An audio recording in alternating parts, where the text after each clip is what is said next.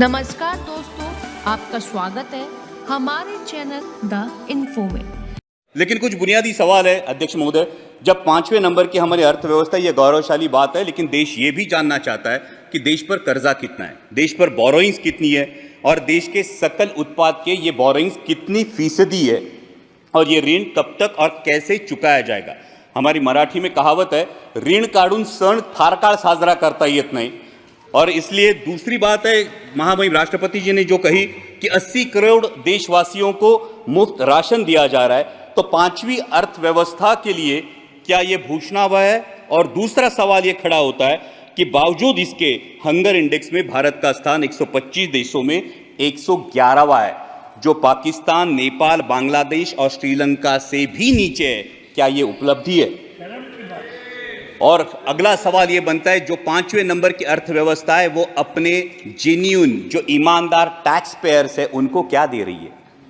ये tax payers को अपने बच्चों को शिक्षा के लिए प्राइवेट स्कूल में भेजना पड़ता है, उनको अपने हेल्थ के लिए हेल्थ इंश्योरेंस निकालना पड़ता है। सर, नौबत तो ये है कि जब नॉर्मल मिडिल क्लास आदमी बाइक खरीदने जाता है तो उसको 28% जीएसटी देना पड़ता है, लेकिन इस देश में जो कोई हेलीकॉप्टर खरीदना चाहता है उसको सिर्फ 5% जीएसटी है। तो क्या ये उपलब्धि है? ये हर देशवासी के लिए अर्थव्यवस्था है? ये सबसे बड़ी बात है। और इसीलिए ये सवाल बनता है कि जब अर्थव्यवस्था क्या सही में सुदृढ़ है या सिर्फ ये सूजन है जिसे सुदृढ़ता बताया जा रहा है।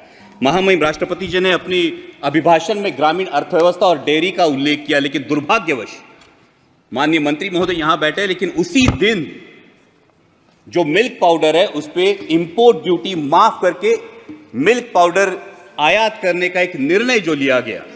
सर, आज वास्तविकता ये है देश में, सर, मैं माननीय मंत्री महोदय के संज्ञान में ये बात लाना चाहूंगा कि सर, देश में मिनरल वाटर की बोतल 20 रुपए में मिलती है और हमारा किसान दूध 22 या 24 रुपए में बेचता है। तो क्या ये किसान को समृद्ध करने का निर्णय है? सर, मिनरल वाटर की बोतल 20 रुपए में बिकती है और हमारा किसान जो अपने पशुओं को पालता है उसको दूध बेचना पड़ता है 22 या 24 रुपए किलो में। तो क्या ये किसान के साथ न्याय हो रहा है? ये इसका जवाब किसान चाहता है।